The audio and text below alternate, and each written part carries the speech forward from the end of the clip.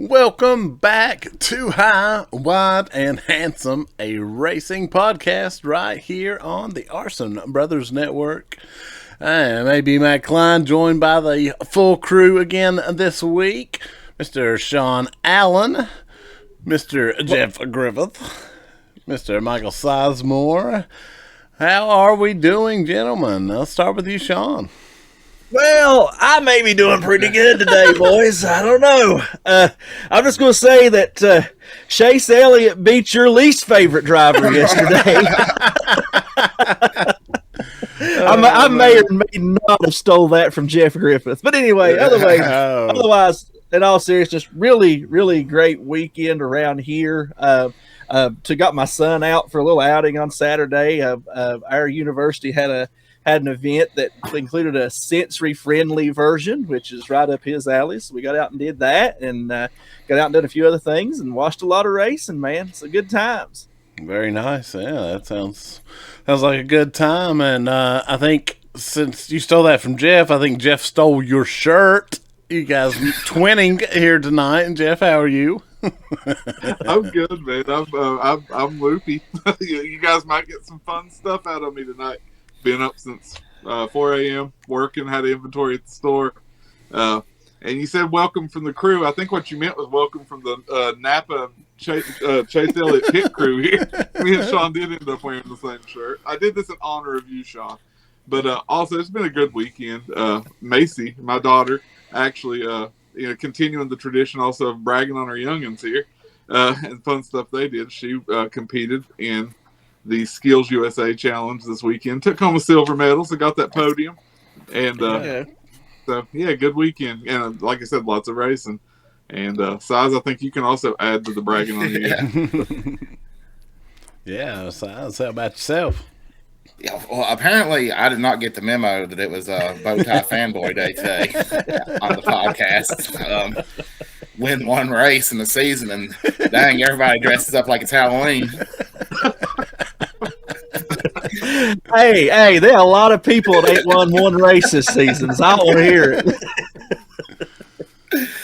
Yeah, as Jeff said, my daughter also had a big competition this weekend. She was at the Virginia VHSL state speech competition. They placed third, so it was her first year as a freshman, so I'm proud of her for getting that third place there. But yeah, been in Salem most of the weekend. Got home late Saturday night and just been kind of chilling around the house the last couple of days. Nice, very nice. And yeah, huge congratulations to both of the Arson daughters there, for sure. Thank you. It's awesome. A good weekend here as well. Watched a lot of racing, actually. Went to theater, watched Project Hail Melon, but there was no Ross or Martinsville or nothing. I don't know. I got confused. But no, Project Hail Melon was good. No, not even get a hot dog. I did get a slider though out there, so that was pretty good. Now the Project Hail Mary, it was fantastic. It was very long though. But I saw a post. I'm ashamed to say I saw a poster for that movie, and at first glance, I was convinced it was a football movie. Well, football in space, kind of, maybe. There you go. But yeah, good time. But a lot of racing definitely happened, and I say we head right into it. All right, that puts us on the lead lap where we dissect that thing called NASCAR. We'll start our Martinsville venture. We'll start hot dogging with the O'Reilly Auto Parts Series.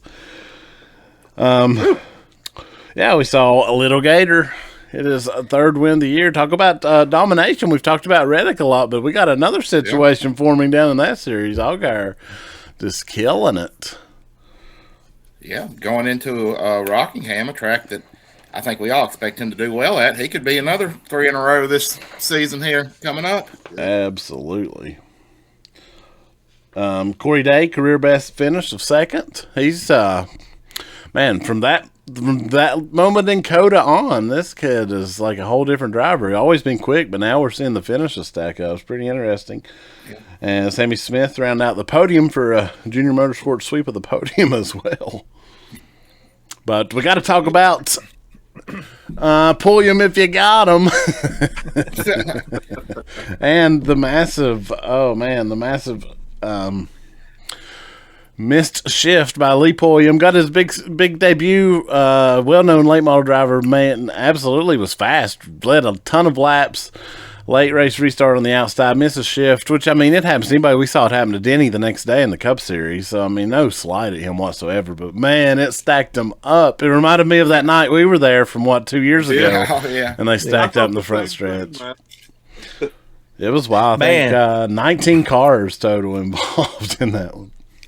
You don't expect the big one at Martinsville, but that was it. I mean, that was, Going to those Xfinity races at Martinsville, or O'Reilly now at races at Martinsville, it always seems like, there will be a big one at Martinsville now in Xfinity. I mean, or O'Reilly. Yeah. You don't see it as much in the Cup, but they've had some crazy there late race wrecks and stuff that's really had a big effect on the outcome of the race there.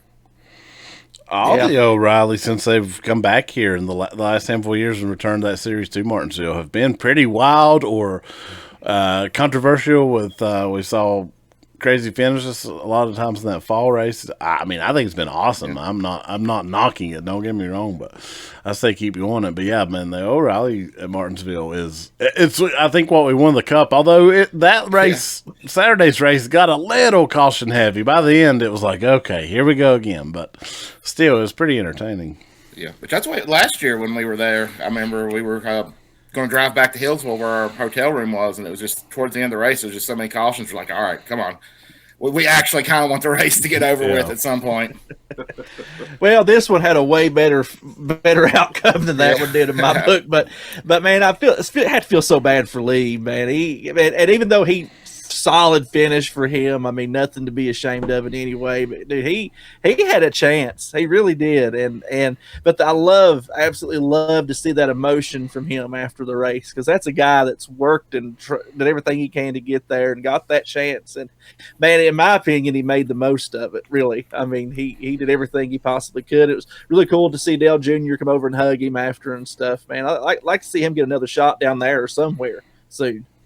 Yeah, absolutely. Yeah, it was just like a roller coaster, the whole thing, man. Watching him fight his way back from that early air, get back, and then get up there, leading laps, looking like you said that he might have a chance to win. It was just a roller coaster, because then with that mischief, I think everybody watching that race in America all of a sudden felt his heart break with him, knowing that he'd kind of missed that. And then, like Shawn said, the hug.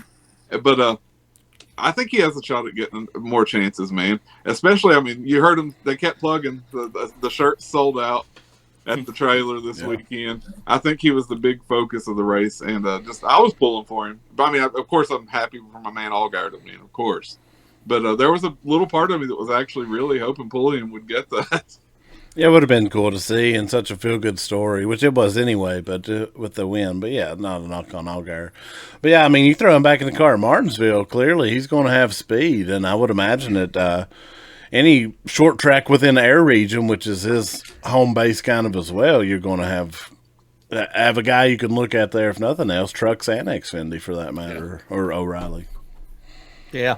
Speaking of a roller coaster, I was going to point out real quick, for my own fandom was quite a roller coaster. My man Raj. Yeah, I wanted to speak on Raj. Ended that last lap in the top 10 and finished 25th, and it took me a while to figure out what happened. But, boy, some things did happen. Yeah, well, we saw a lot of losing of cools over the weekend. I think that one blew over Jesse Love and Raj, and then had the longest discussion of post-race between two drivers I think I've ever saw. And they talked it out for like 30 minutes there, seemed like, on camera. Finally, felt like somebody come over and was like, all right, guys, let's move apart. Which, I mean, it seemed to just be conversating. I didn't see nothing, but certainly interesting to note. Yeah, I couldn't tell fighter record a podcast. Well, I did see there were a couple of crew guys, maybe even Jesse's crew chief. I can't remember for sure. One of the videos I saw, and they were kind of going back and forth a little bit, and Jesse was finally like, "Well, y'all go on and let us talk about this," kind of thing. I did see that as well. So props to him for that, man. Let the drivers talk it out. Absolutely. That's a good thing. Yeah. Yeah, a wild one, but that puts Allgaier with a 92-point lead over second place. Just So he has got this series rolling over Jesse Love being in second place, speaking of. Sheldon Creed third. I got the top 5 here. Austin Hill and Quapple rounding out that 12-5. Oh, man, I heard that was another guy that I was really kind of pulling for the other night. Man, I silently, he's become one of my favorite guys in the series. I'm always pulling for him to get that first big win. And, I mean, if it once more, if it wasn't going to be Allgaier or Pulling, that was kind of who I was pulling for. And, of course, he got caught up in that. He was the primary person. Yeah. His hood bent under Lee Pulliam's car there. So. Yeah, he had a great day. That win is coming. They're fast every week, it seems like now. There's just too many of them. I can't keep it. Are we pulling for Travis, Connor, Carson? There's the father, Travis, yes. And there's Carson in the O'Reilly. When there's Caden Quapple in the car store. Yeah. There's probably more. You know what? One other thing, real quick on O'Reilly, I heard Justin say in an interview last week that he thought the new point system might hurt him a bit, but I think we all agreed at the beginning of the season that it would by far benefit him. So, just don't know what you're thinking there, man. But we were all kind of, I don't know if we quite expected this, but we kind of thought this would be your deal, buddy. So, that keep on keeping on. Lead's kind of proving us right. Yeah, absolutely. Right. I heard him say that as well. I think somewhere else even, and I was like, what? I think everyone thought this was benefiting you, and like you said, I believe it's proof's in the pudding. So, do you think if he wins the second championship this year, does that make him Hall of Fame worthy? Oh, the big debate of the week across the major podcast. All right, Dale Jr., calm down.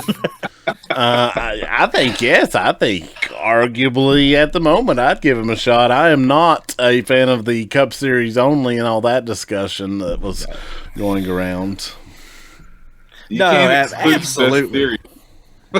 No, absolutely, man. That'd be like saying, well, was Ron Hornaday a Hall? You know what I mean? Yeah. Like, it's silly. Like, you can't do that. And this win this weekend, man, I know you've probably got it quicker than I do, but I think Justin tied, was it Jack Inman?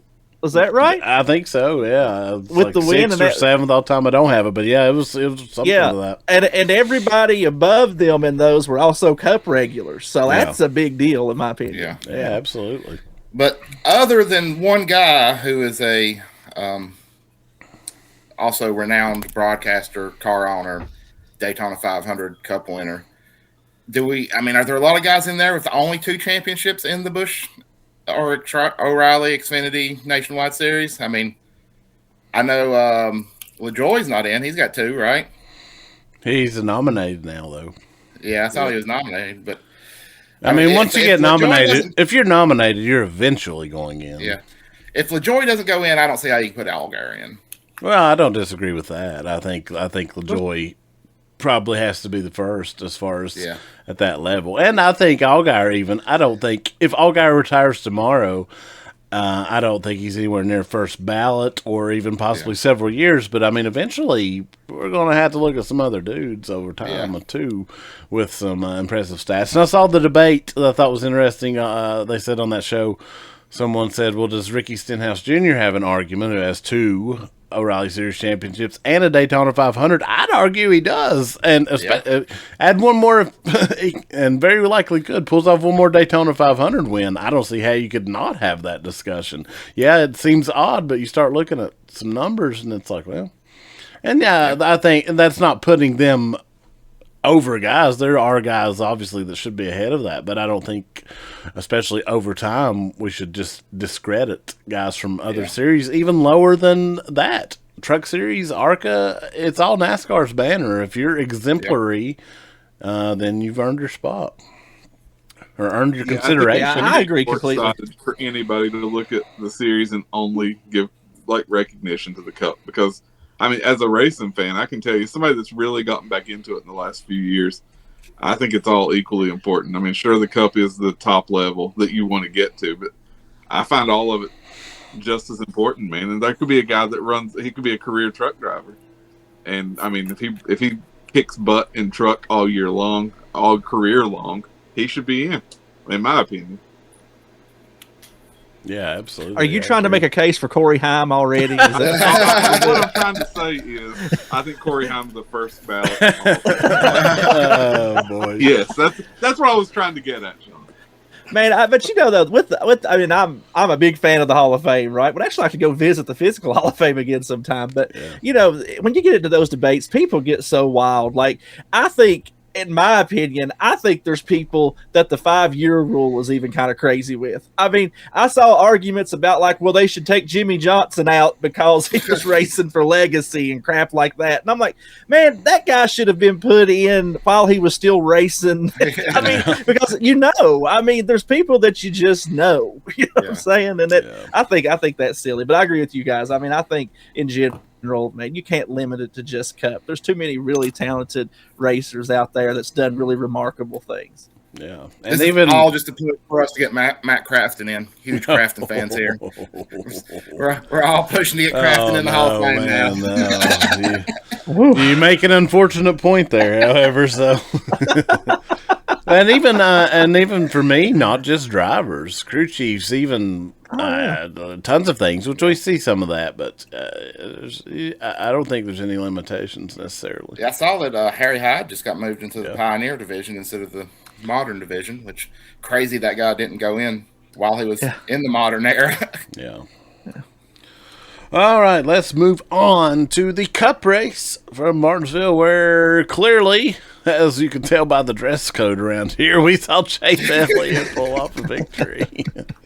Heartbreaker for Denny Hamlin fans. Denny led, won both stages, really led probably 3/4 of the race, but some good call by Alan Gustafson, a timely caution that helped, and couldn't get back to the 9-car. And there at the end, Denny, I mean, he tried all he had. I thought a couple times he might get there, but he didn't. Denny, they said they had a bit of a loose wheel at that last run, but I don't know. He couldn't get there regardless. Well, I'll just say that definitely myself and several other hosts of this podcast have given Alan a hard time over the years for a lot of well-deserved reasons, I think. But man, what is it? Larry McReynolds always says, if you follow the leader, you'll follow the leader. And that was the deal right there, man. You had to do something different. And a lot of people just don't have the guts to make those calls, because what was the worst that happened? You didn't get a caution and your car fell back to where it was to start with. So, I mean, hats off to Alan, man. I've given him a lot of grief over the years, but man, a great call. I mean, you can't take that away from him. No, absolutely not. Fantastic call, and clearly paid off big time. We saw a bit of wildness with Bubba Wallace and Carson Hocevar, a situation there. Frankly, in this coming out, I'm a Bubba fan, but he kind of lost his mind a bit there. Carson took him 3 wide, and man, he just drove through him in that corner. I don't know what more you can say about it, but I mean, long day, frustrating day. Bubba had a fast car early, got in a situation. I think he was quite frustrated, but nonetheless, he got his first taste maybe of Carson's wild racing and didn't take kindly to it. It's their first encounter that I can think of. Yeah, man. I mean, we're all Bubba fans, big Bubba fans, and supporters. But like you said, Matt, that just can't happen. I mean, whatever that was, I mean, he literally just drove straight through him. It just can't happen. Did anybody hear? I haven't heard. Did Carson speak anywhere on this? I hadn't heard his take on it. I haven't. I just heard his radio. He said I think he said something about Bubba losing his mind. Can Carson speak on this? Maybe we should get Christopher Bell to speak on this. But my wife actually brought up a good point. I just want to say, I think what actually happened, you guys probably saw the commercial for Hardee's with Bubba. I think maybe Bubba was confused, and he thought that if he got a top 10, he had to buy the free chicken for everybody. And he realized he was getting close to that. I mean, he was like floating somewhere between 10 and 15 all day. And I think maybe he realized that he was going to have to buy that free chicken for everybody. And he's like, first day, I can't do it. So he just took out Carson. So he had to buy that chicken. Now, I don't know what happened. Bubba's my favorite driver. He's probably the main thing that pulled me back into racing last year, hardcore. And I support him as much as I can. And I will say I've watched this thing multiple times trying to figure out why he did this. And for the life of me, I can't figure out what happened except for he lost his mind there for a minute. And it was very disappointing. Of course, I'm still a huge Bubba fan, love him. But I can't figure out what he was doing. And it's very frustrating to see him dropping points like he has from a stupid decision. Yeah, that's the hard part to see. Drop to 11th in points. Go ahead, Size. We kind of saw old Bubba there, like side of Bubba we used to see a lot more often back, before he was a dad, before he started doing therapy and stuff. We would see these decisions from Bubba a little bit more frequently, and I guess sometimes that old self does come out still a little bit from time to time. Anybody has a chance. I mean, you're out there in a stock car getting your brains beat out of. Anybody at any time has a chance of losing it, but I mean, it's a bad look nonetheless. Bubba hates being put in a bad spot. I think worse than he hates being wrecked. That was the famous deal with him and Larson, the shoving match, if you will. Was that he didn't really wreck him; he just put him in a really bad spot, and that's kind of what Carson did. But Bubba takes that really hard on the track. It seems like over time, but. Hey man, this stuff happens. I remember once when Chase tried to murder Denny Hamlin. I ain't say it happens, but it is what it is, man. Oh yeah, I mean, like I said, anybody can lose their mind at any given moment on a racetrack like that. But Bubba didn't want to wreck him; he just wanted to rattle his cage. Yeah, he rattled it. I think to Jeff's I think Hardy's called in and said, "Hey, we got the chicken tenders, not you chilies. Take them out." Well, he didn't just rattle one cage. He rattled about 2/3 of the field there. Yeah, that's the worst part. Everyone else involved as well, honestly. Yeah. But we'll speak on Chevrolet. Obviously, they got that quote-unquote monkey off their back with the new nose. Albeit strategy or not, a win's a win. I saw some people kind of negating it because it was strategy, but I mean, they were quick all day, and I think that's nonsensical.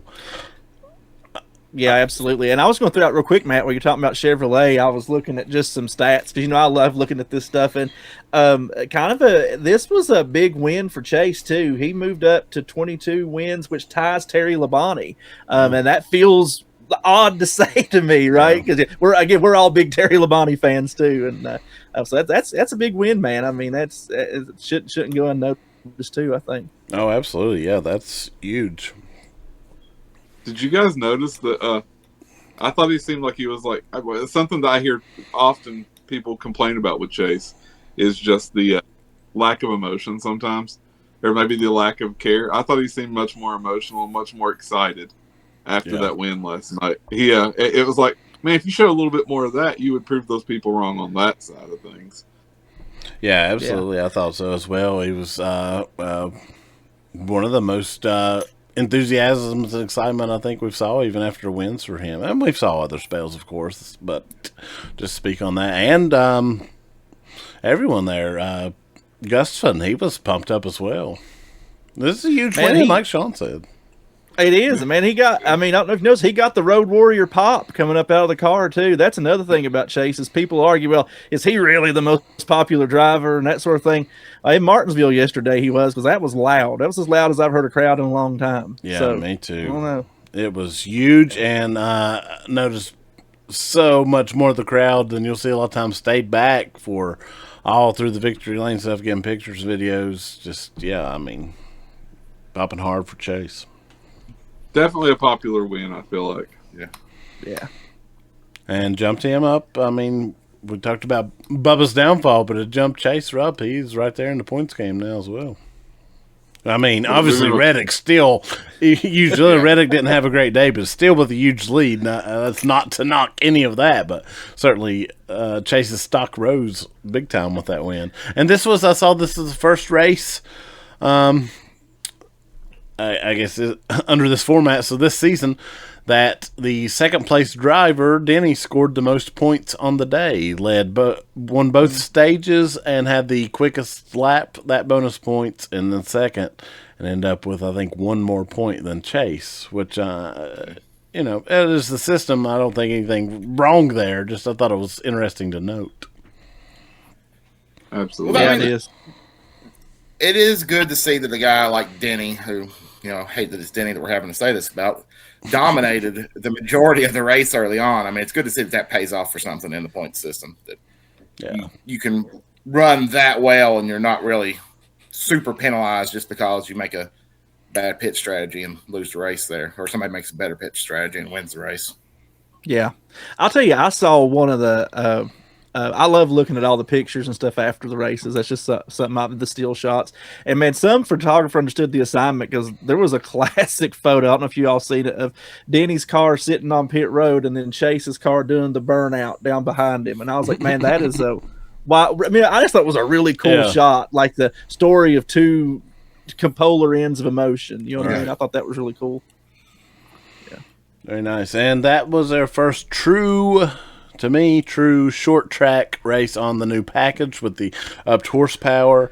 I was a little let down, I'll be honest, on what we got. I did think it was improved. I saw a lot of people didn't think it improved. I thought it was somewhat improved from where we were, but I don't think it was quite enough to get us where we wanted to be. And most of the drivers said, and they have been saying they could tell a huge difference at some of these other tracks, but from what I saw, most of the drivers said couldn't tell a huge difference. I thought you could tell some difference, but I think we could go further in that direction for the true short tracks, or at least Martinsville. Yeah, it was my opinion watching yesterday that I thought, in my opinion, overall, it was, I think, probably the worst race of the season to me so far. Not that I thought it was a bad race. I just think all the other races have been better. So I don't know what they need to do. Like you said, I don't know if they need more horsepower there. I don't know what they need to do. But you couldn't really. It was like really hard to pass the leader once you got up front. There was like really good stuff going on in the back of the field, the middle of the pack and stuff. There was good racing going on there, but the leader just was unpassable. Yeah, it breaks my heart, man, because I thought it was overall a somewhat boring race, excluding some, like you said, Jeff, some interesting action. I don't know if I call it good or bad throughout the field, but some interesting action, and then of course the pit strategy and all. But it breaks my heart, man, because Martinsville has been my favorite track for years. It's my favorite track on the Cup schedule to visit, and I don't know, man, I would just like to see them get it figured out somehow, because there have been so many good races at that track. Like for years, you were guaranteed a pretty good show there, no matter what. Yeah, absolutely. And I think we're headed towards the right direction on getting this new car back to that on short tracks. But first ever to Martinsville with the new ones. Left a little wanting more, but we're headed there. Yeah. All right, before we move along from NASCAR, we'll mention again our Fantasy League, where we saw, we saw Shawn with a big win yesterday. Wasn't that big. Hey, it was average size. I guess it really wasn't that big. He didn't take the points lead back, but a win nonetheless. Hey, somebody tell Kendall here, kitty, because it's getting closer. I'm telling you, we're down to 17 points. And then, and look on through it, man. Everything's tightened up. I think, size and man, aren't you guys we are tied right now? In a dead heat, yes, sir, for third. Yeah. And Jeff bringing up the rear, but you're hanging right in there. I've tried, man. I've tried. Well, we got to have a good caboose, Jeff. Don't worry about it. I'm sure. Hey, I'm dropping. You might pass me before it's over. I keep dropping. Really. I spent 3 years in last place, and now sitting right there. That's inspirational, man. Oh gosh. I'll just say that, I'll joke aside, we love to carry on about our fantasy league, but if you're not doing that and you enjoy NASCAR, get hooked up with some fun, because it really adds so much to the watching experience. It really does. For years now, I have spent more time watching who's on my fantasy team and trying to figure out what they're doing than I have my favorite drivers. You know what I mean? Like it. So yeah, it really adds a ton to the experience. It really does. Yeah, I agree. Super fun. And they run it's a good system run through NASCAR. Like it's a fun system. All right, that's it for the lead lap.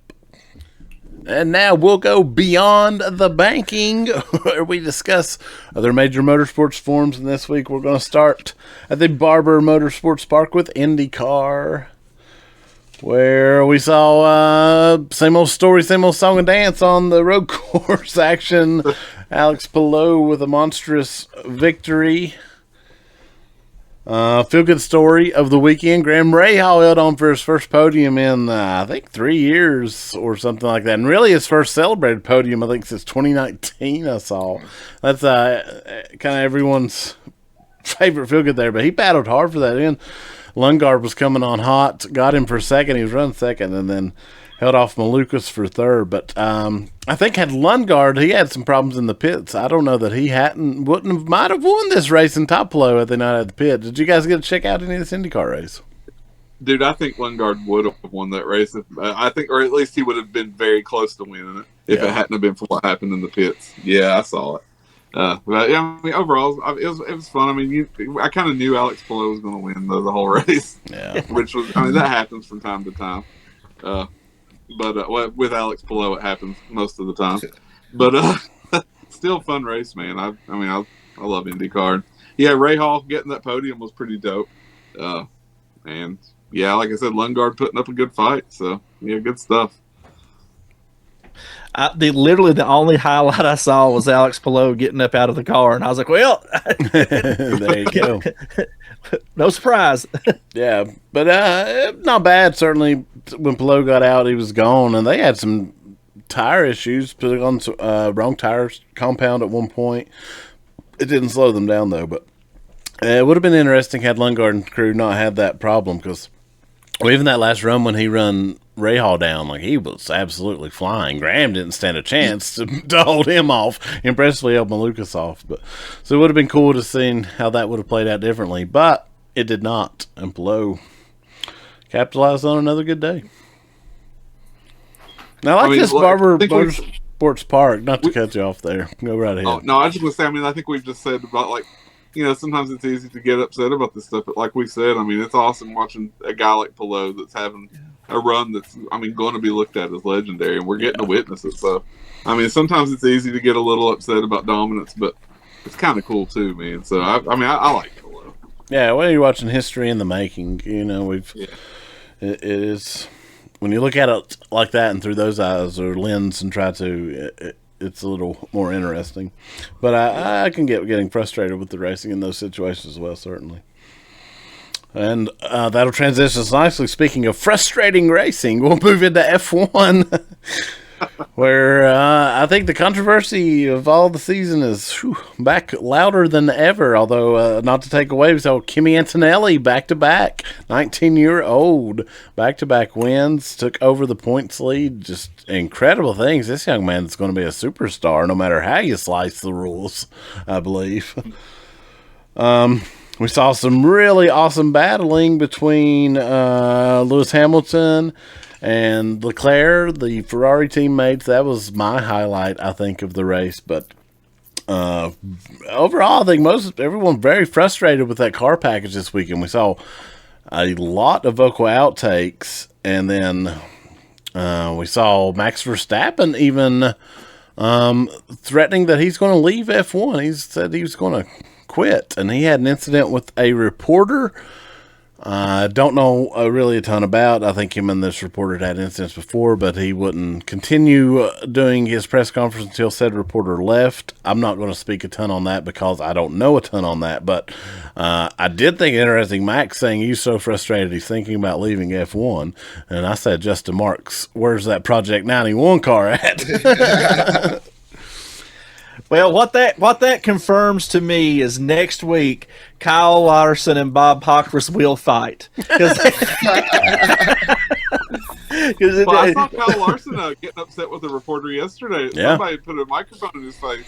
Yeah. He told him to get that microphone out of his effing face. He did. So, that dude. I don't blame him though. It was right on him. Yeah, he like jammed it in his neck. It looked like. Yeah, I don't blame him either on that one. And I don't know the Max situation. I saw people on both sides of that. I don't know enough to comment on it, but I thought it was worth mentioning. Certainly.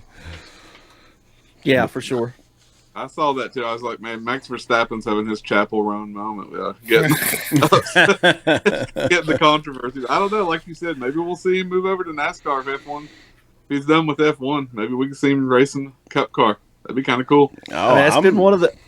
Yeah, that's been one of the dream situations forever, right? Since all this best driver in the world stuff started. That's been one of the things. So let's see it. Yeah, I'm all for it. But best driver in the world is struggling with this new F1 package. I think 8th again. That's the whole Red Bull team. Yeah. It's interesting what's happening in F1 right now. I don't know what's going to play out, but very much frustration from a lot of drivers this weekend I did see. I mean, I'm just going to say it, though, man. I mean, this new package, it's got them upset and stuff. We said it I think it was you that said it a few weeks ago. It seems racier to me. It does. If I'm driving them, from what I understand, yeah, I'm frustrated. But just watching it on TV, like that battle with the teammates there was super fun to watch, and we don't get a lot of that stuff in F1 the last few years. So I don't know. I don't know what's going to play out. They're almost getting to the point of being as good as the real open wheel series IndyCar. So I mean, they're on their way there. they're getting there. Maybe they'll drive some ovals soon. That might help. I would love to see an F1 oval. Man, that would be amazing. Bring it to Charlotte. We'll meet you there. Yeah, we will.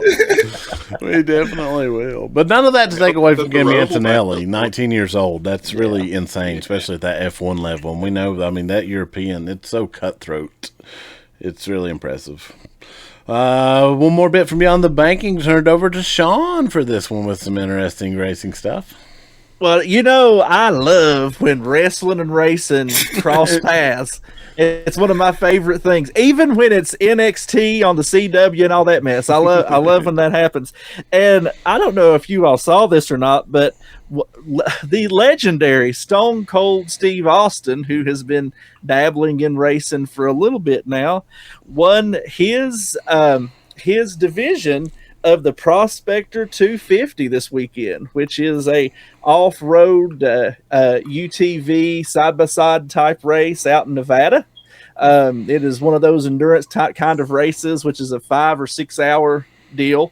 But Austin actually had a pretty good showing. His division, the particular division he was in, only had 2 cars in it, but he beat the person he was racing in that division by 25 minutes, which I'm told is pretty stout. And he finished 8th overall, which means he outran some other faster vehicles in that division as well. So in the race, I should say, as well. So shout out to him that he was driving a Kawasaki that evidently he had ramped up and built somewhat himself. So that was a pretty exciting deal, man. I love when racing and wrestling combine, and having the top draw in wrestling history involved in a series can't do anything but help, in my opinion.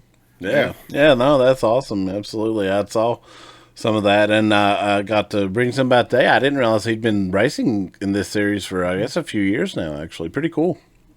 Yeah, so I don't know if you guys ever saw this, but he had a show that was on like A&E or something like that 2 or 3 years ago, where it was like Stone Cold Takes on America, I think was the name of it. Oh, yeah. And it was one of those kind of like, I don't know if you call it a reality show or a game show, but he would go out and try things. And that show was actually real racing heavy in a lot of the stuff he did. So you could tell there was a little bit of a bug there to do something in motorsports. So anyway, he did that, and he coined NASCAR's new slogan. What more can a man do for racing? Oh, well, yeah. Yeah, that's really cool. Yeah, the only wrestling racing connection I care about is Kyle Busch as the 24/7 champion. So that did happen. No, that's awesome, man. I wouldn't mind seeing some footage of that if it's out there. I'm going to have to go seek it out. No, I'm sure it's there. Yeah. Yeah, evidently I was just going to throw out there real fast. Yeah. Evidently, his time running that race was about 5 hours and 25 minutes, which I'm read was pretty respectable. So that's cool. Yeah, very awesome. Stone Cold. All right, that'll be it for this week's Beyond the Banking. All right, that puts us on the Bullring Report, where we break down dirt track, short track action. We'll start this week with the High Limit Series back. They had a couple races this week. Had a Tuesday night show on FS1. Did you guys check the FS1 action out? Absolutely. I did. Oh, yeah, man.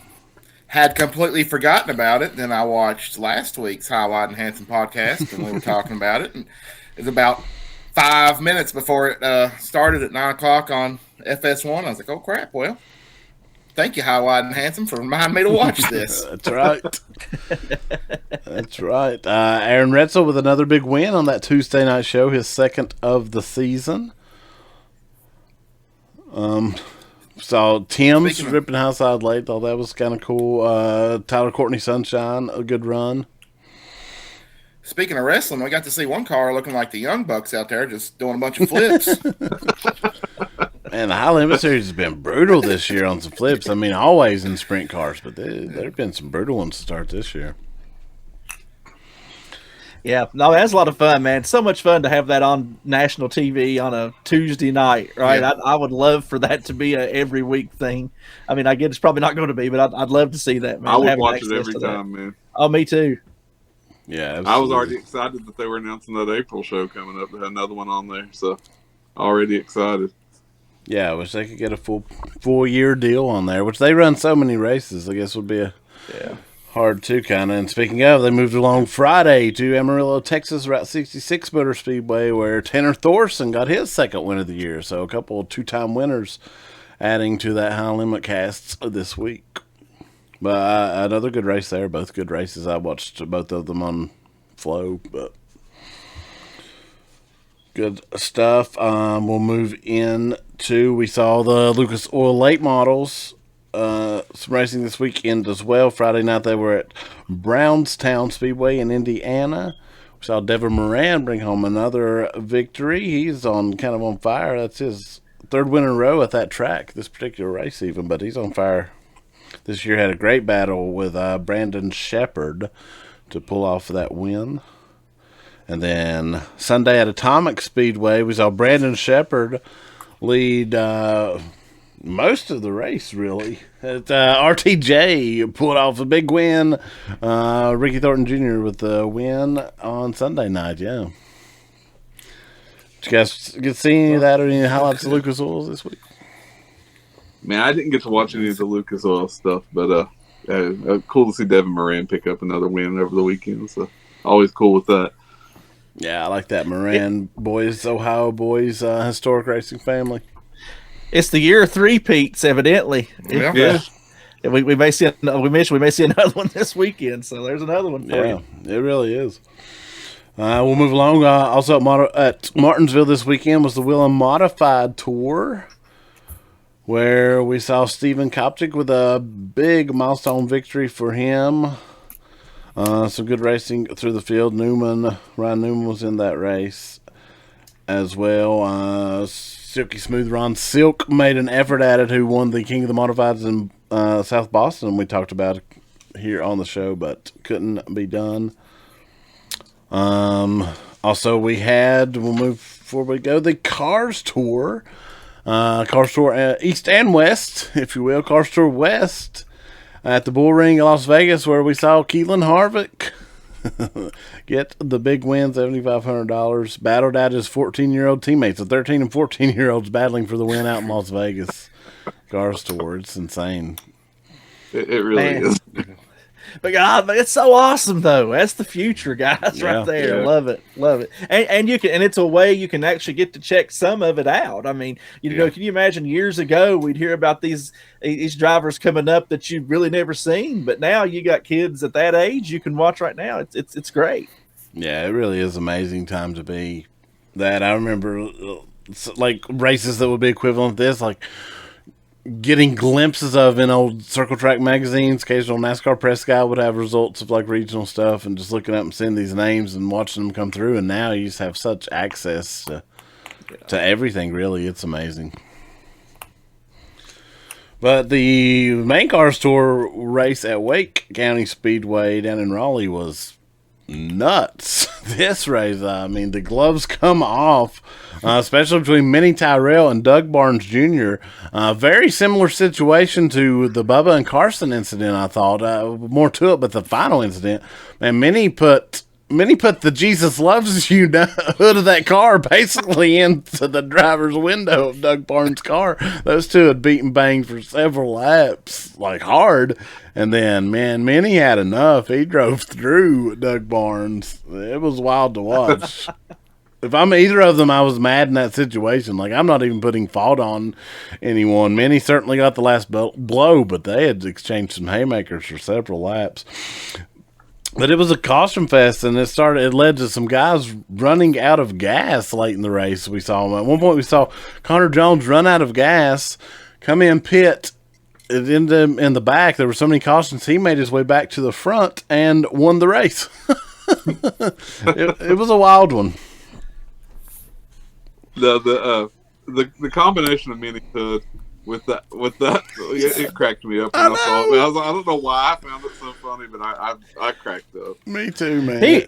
He was just spreading the gospel, fellas. Well, Minnie Tyrell was not turning the other cheek, I will tell you that. No, we definitely did not. It got me too, and that's not a knock. Minnie's a good kid, and I mean, it was a good cause. But man, it was funny watching him basically flame drive that cross into his driver's door. I couldn't help but get tickled as well. But man, wild car store race. We saw a few of those turn wild. That's kind of the first one in a while, man. It was nuts. It was entertaining.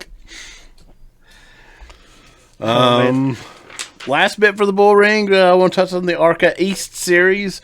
Was down at Hickory. We saw Tristan McKee, another young kid. I'm telling you, this kid's coming too. A name to keep in your mind. Pulled off a win. We saw the debut of Squirrel McNutt. We saw another young kid, a young squirrel. Yeah, I don't know how young Squirrel is, but we saw a first race anyway. Respectable, I think, brought it home like 8th, kept it clean. I thought Squirrel looked like a respectable job out there in his 80s heat wave fire suit. It was wild. I love it, though. It was pretty cool. It looked like he's having the time of his life, man. Yeah. See, Squirrel's popularity proves me right in something, fellas. When my son was born, I wanted that to be his nickname for various reasons. My wife vetoed the whole thing. Now, see, this is proof a squirrel can make it. Man, yeah. I think we could just get that going still. I like it. Well, somebody's dealing with Jamie besides me. Well, okay. Yeah, all right. That's it for the Bullring Report. Lots of good racing there this week. And that puts us on the cool down lap. We're gonna take this thing home. We're looking at that checkered flag. Been fun, a good week of racing, and we are headed to the Rock. No Cup racing this week, but the trucks, the ARCA and the O'Reilly series, are headed to Rockingham Speedway, and so are we. Headed out this coming Friday morning. Going to go down, watch some truckers, and next day for that double feature. But we usually pick our winners for the Cup race here. There is no Cup race this week, so I say we pick winners for the O'Reilly race at Rockingham. All right, let's do it. Let's do it. Let's get our picks for the Rock O'Reilly race. We'll start with you, Shawn. Well, boys, I think we're going to see a historic day in Rockingham with the three-peat at the Justin Allgaier getting it done. I think that's where we're headed. Great choice. How about you, Jeff? Well, I think everybody here is probably thinking Justin Allgaier, and everybody's going to pick him. So instead of picking Justin Allgaier, just because it's going to be fun, it's an old school track. He's an old school guy. He's ran good most of the season. He's had a couple rough weeks. Jeb Burton. He's going to pull off a win at Rockingham. I hope so. That would be awesome. What about you, Size? Well, I think we're going to have a historic day at Rockingham with the one cleat, not the three-peat. Cletus I'm just kidding. I think Jesse Love is going to avenge his disqualification last year, and Jesse Love's going to take it at the Rock this year. Definitely a good choice. I'm going to go with a bit of a wild card. Finally gets that first win. Ran good here last year. Parker Retzloff gets a victory. Ooh. I like that pick, Matt. I like that pick. We will see. We will see live and in color. Question for you guys. Has anyone here ever been to a standalone truck or O'Reilly anything that the Cup Series has not been at. 'Cause I haven't. No, me either. No, I've actually been very curious what that situation's going to be like with like the haulers and stuff and like merch and like fan zone. I'm really wondering what it's going to be like. Do they set up? Will there be like Cup cars set up there selling merch even though the Cup cars aren't going to be there? I don't know. I really don't know either. I mean, Carson Hocevar's there in the trucks on Friday night. I would imagine they'll have some kind of merch, but maybe that's at Nice. I don't know. I don't know what the setup's going to be. I'm very intrigued as well. I mean, Junior Motorsports has their own hauler, right? Yeah, they definitely do. Well, so I'm sure they'll be there. But I have no idea what else will be going on there.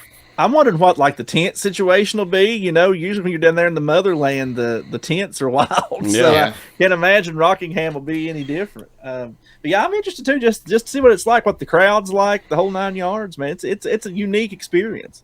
It is. I couldn't be more excited. I mean, honestly, we're getting those other guys out of the way and letting the real series shine this weekend, man. And O'Reilly, I couldn't be more excited. And so yeah, I'm pumped, man. And I hope Jordan Anderson Racing has a trailer set up. Is what I'm saying. Yeah. Well, I've never seen an ARCA race live, so I'm excited about that. This is my first ever live ARCA. I've never seen a truck race live. I'm real pumped for that. I've never been to a truck race. So I'm excited for that. Yeah, it's going to be awesome. Matt and I went to a truck race a couple years ago and watched two trucks try to make a baby truck. We did. They got stuck together for 30 minutes or something. I've been to a few truck races, not a ton. I went to one with you, Matt. Yeah. Back to the All-Star race that we went to that time. What year was that? 2000? No, 5 or 6, I think it was. Okay. Yeah, Charlotte truck race for the All-Star race. It was fantastic. Yeah. Here's the real question. Is our crew chief ready to listen to us for 4 hours each way? That's what I want to know. Good luck My to real him. question is, could we actually get some footage with him for the channel? Yeah, the elusive. I know.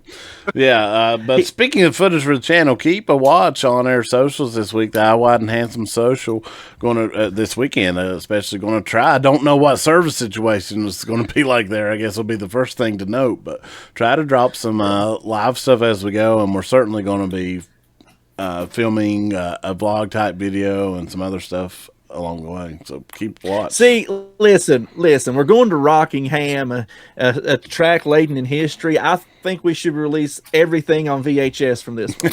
That's my opinion. That would be awesome. Anybody? All right. Well, I just want to throw this out there. If there's any, because I know we do have certain people come and view us from time to time.